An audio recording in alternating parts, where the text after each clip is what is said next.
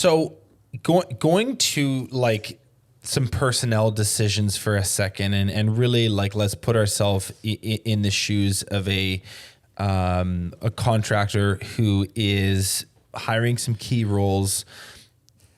The question is this, like, how do we actually assess candidates' alignment or lack thereof with our core values? So let's make up a really simple example.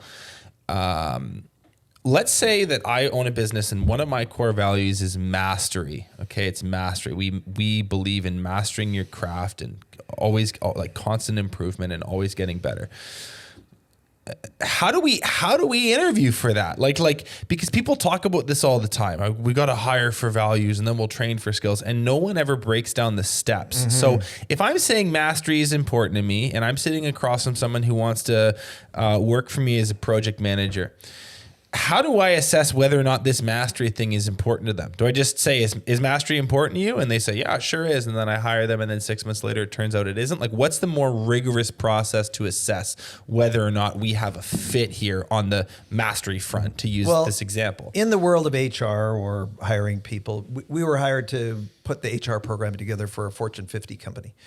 There's a simple thing called behavioral interviews. Now, if somebody wants to lie, effectively, that's what they're going to do, and that's who they are. You can't change that. You can only integrate a system or a process to be able to filter through and help people to make decisions for yourself and for them.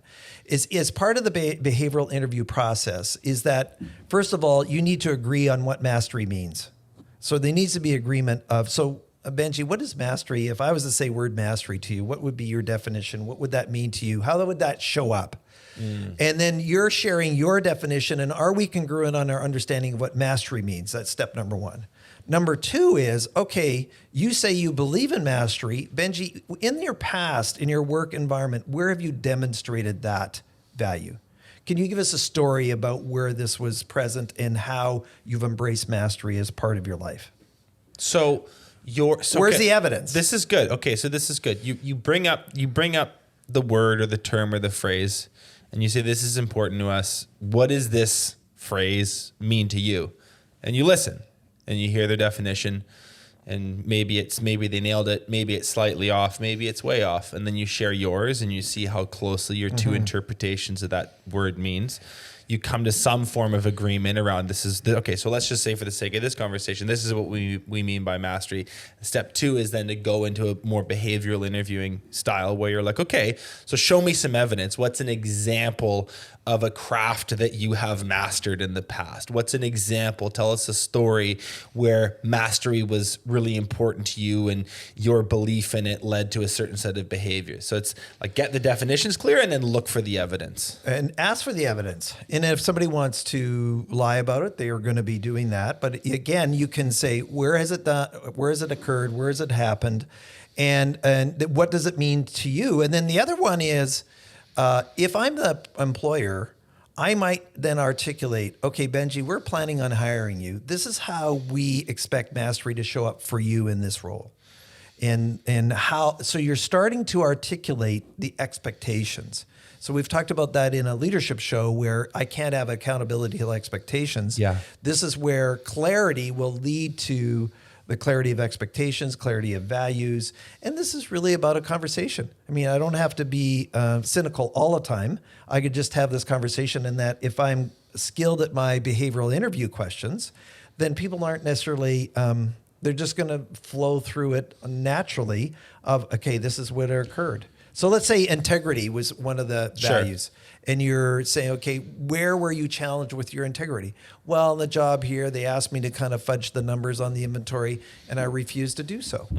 Okay, so that's an example of, okay, I held my integrity in spite of the fact that the environment around me was asking me to do otherwise. And what you'll see with this framework, I'm assuming, is that if mastery or integrity or whatever you decide is important to you is indeed there, you will see example after example after example of it, unless you're a total, sociopath and a pathological liar, which those people exist also. But by and large, you're going to see it or you're not, and then you have a pretty clear understanding of, are we aligned on this? And the other one is somebody says, well, I've never really thought about it. Right. You could be on the other side where it wasn't like they were trying to avoid it or trying to pretend that they had it. They just never really thought about it. Well, mastery, I've never really thought about that. So what does that mean? If you're in a hiring position, does that mean that person is unhireable?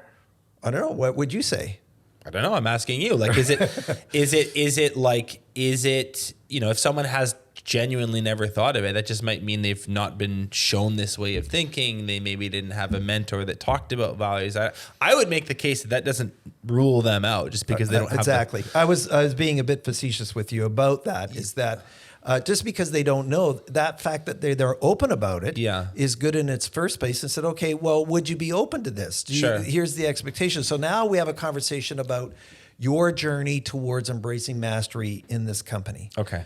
Yeah. And absolutely. And so it does not preclude them just because you have a value that I've never considered before. Yeah, I like that. It gives some room for growth. Just, you know, you don't need to have the exact perfect definition that I do and have all these examples. No. You could actually just say, you know, I've not thought about it, but I'm open to learning more. By the way, Benji, you said something. If somebody says the exact definition of everything and agrees with everything, then I would be suspicious. Right. That's a good point. So we talked a little bit about the hiring side. The other thing I want to touch on is the firing side. And so the question is this: if someone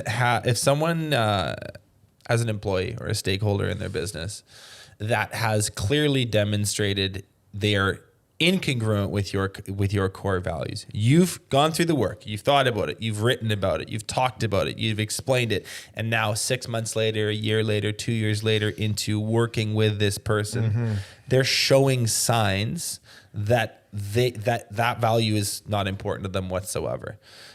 Maybe I say mastery is important, and 2 years into working with them, I see no evidence that they want to master their craft or improve or get better as a craftsman. Maybe I say integrity is important, and 2 years later, there's consistent evidence that they actually say one thing and do another. Right. Okay. So here's my question: do we just fire these people, or is this something we can coach towards? Like, I think the traditional answer, like, well, they're not in alignment, just get rid of them. Is there more to say there when you see people that I would say generally yes would be my answer to that, but it depends if it's teachable. So example, I think we talked in a different show around integrity. Integrity is a character trait. It's a choice. It's not something that's developed. And if they lack integrity, the likelihood that you can develop it is not there. So it's not a value of theirs. The likelihood that it's going to change is not there. And now here's the other thing that's important.